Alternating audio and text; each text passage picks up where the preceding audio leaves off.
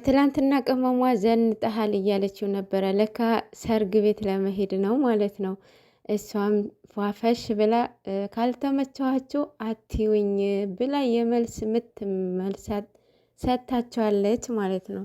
ጤና ይስጥልኝ ወደ ሰኒ ቤተሰቦች እንዴት አደራችሁ?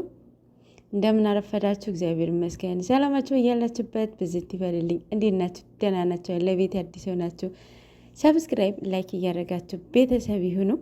የቆያችሁ እንኳን ደህና ቆያችሁ።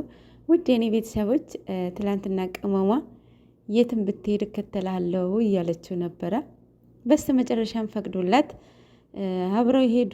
ያው እሱም እንደዛ ያላት እኮ ያው ታውቁታላችሁ፣ ብሩኬ የሆነ ሰርፕራይዝ ለማድረግ የሆነ ከቅመሟ ትንሽ እንትን ማለት ይፈልጋል። ከዚህ በፊትም አይታችኋል። ይሄን ቤት ሰርፕራይዝ አለ እያለ ነበረ።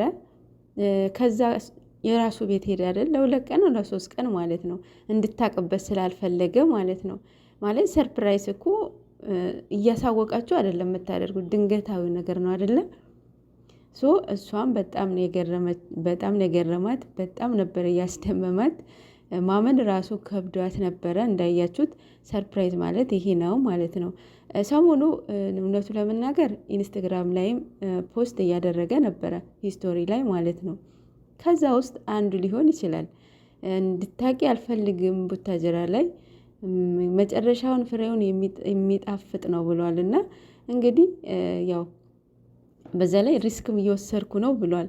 ሰርፕራይዙ ምን እንደሆነ መገመት አያቅትም። ማለት ለሷ ነው ግን እንድታቅበት አይፈልግም ማለት ነው። እና ለምንድን ነው ነፃነት ማሰጪው ምናምን የምትሉ? ይሄ ነፃነት ጉዳይ አይደለም። እዛ ጋ እኮ ገና እኮ ትዳር አልያዙ ልጅ አልወለዱ ምናምን ነገር አይደለ? ልጅ ከወለዱ ባለትዳር ሆነው ከሆነ እሱ የስራ ቦታ ይሄዳል። እሷ ቤት ነች፣ ልጅ ትጠብቃለች፣ ቤቷ ትላለች። አሁን እኮ ባለትዳር አይደሉም እነኚህ ልጆች፣ ሪሌሽንሺፕ ውስጥ ናቸው። ሶ እሱ የሄደበትን ቦታ ግዴታ መሄድ አለባት። አንደኛ ነገር የሶሻል ሚዲያ ተጠቃሚ ናቸው። በጣም ብዙ ሰው ነው የሚያውቃቸው ምናምን ነገር። ሶ የሆነ ሰንበዲ ያው ሰላም ሊላቸው ምን ሊላውት ይችላል። ገብታቸዋል። የዛኔ ፍሪነት ነፃነት አይሰማችሁም በጣም ምክንያቱም ያው ብዙ ሰው ስለሚያውቃችሁ እንትን ትላለች። ብቻ በአጠቃላይ ለሁለታቸውም ጥሩ ነው ብዬ አስባለሁኝ፣ የትም ቢሄዱ ማለት ነው። ግን ትዳር ላይ ሲሆኑ የዛኔ አንደኛ እምነት ነው፣ ሁለተኛ አሁንም እምነት ስለሌላቸው ነው ልትሉ ትችላላችሁ። አይደለም ግን ደግሞ እዚህ ጋር ለሁለታቸውም የሚበጅ ነገር ነው። ሁለታቸውም በቃ የትም ሄዱ አብረው ነው፣ አንድ ግቢ ነው አይደል የሚኖሩት። የትም ሄዱ አሁን ቡታጀራ ግዴታ አብረው መሄድ አለባቸው። ሀገር ውጭም ብሏል። እሷም መሄድ ትችላለች፣ ፓስፖርት አለት። አብሮ መሄድ ነው ማለት ነው። ትዳር ውስጥ ሲገቡ ልጅ ሲመጣ ልጅ ትጠብቃለች፣ ቤት ትሪት ታደርጋለች ምናምን ነገር።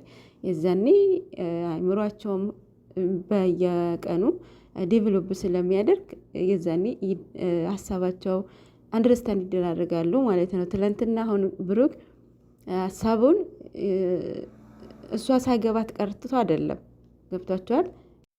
እሱም ትንሽ አረዳዱ ላይ ነው ችግሩ። ማለት በደንብ እያስረዳት እየመጣ እያለ አንቺን ማስደከም አልፈልግም፣ እቺ ቃል ብቻ ነው በቃ እንትን እንዳልገባት እየነገረች እያለው ማለት ነው።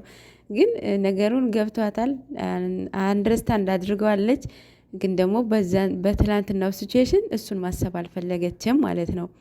ሶ ሁለታቸው አብሮ በሄዱ ምንም ነገር አብና አይደርግባቸውም፣ ወይም የእሱ ነፃነት መስጠት ምናምን አያስብልም ማለት ነው። የሁለታቸውም እንትን ነው። አንደኛ ቤተሰቧም ታያለች፣ ሁለተኛ ነገር በቃ ከሱ ጋር ስራ የሚሰሩት አንድ ላይ አይደል እንዴ ዩቲዩብ ማለት ነው። እና 3 ቀን ማለት በጣም ከባድ ነው አይደል? ኤቭሪዴ አይደል የሚገናኙት አይደለም።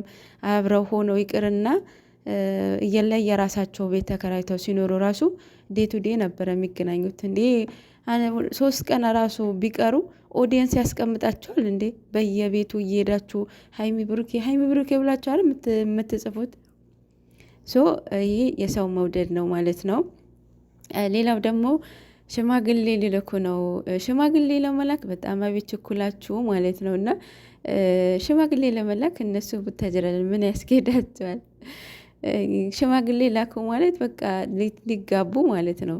በዚህ ገና እድሜያቸው ትዳር ውስጥ መግባት የለባቸውም ማለት ብዙ ነገር ማወቅ አለባቸው። እንደ አብርሃምና እንደ ሩታ ልጅ አቦካው ለራት አይበቃም ይባላል። እና ስለ ትዳር መጀመሪያ በእርግጥ ሁሉም አስተሳሰብ አንድ አይደለም። የእሱ ማስተሳሰብ ይለያል፣ የእሷ ማስተሳሰብ ይለያል። 22 ዓመት ማለት ለትዳር ብቁ አይደለም ማለት አይደለም። በጣም ሬዲ ነው ብሩኬ። አሁን 22 ዓመቱ ነው አይደለም? ለትዳር በጣም ሬዲ ነው። ግን ደግሞ በደንብ መብሰል ይፈልጋል። እሱም ከዚህ ከትዳር በፊት ቀድሜ መገኘት እፈልጋለሁ እያለ ነበረ። እየተገኘም ነው። ሁሉም ነገር ብዙ ነገርም እያወቀ ነው። ገብቷቸዋል። ሁሉም በምሳሌ ነው እያመጣለው እዛ ሁለት ጥንቸሎችን ለማስገባት ምናምን ያው ቀድሞ በእነሱን እንትን እያለ ነው ማለት ነው። እና ለማስተማር ለመማርም ለማወቅም የሚጥራቸውን ሜቶዶች በጣም የሚገርሙ ናቸው ማለት ነው። ለማንኛውም ሰርፕራይዙ አብረን የምናየው ይሆናል። ዋንዴ እኛንም የሚያሳውቁን ይሆናል።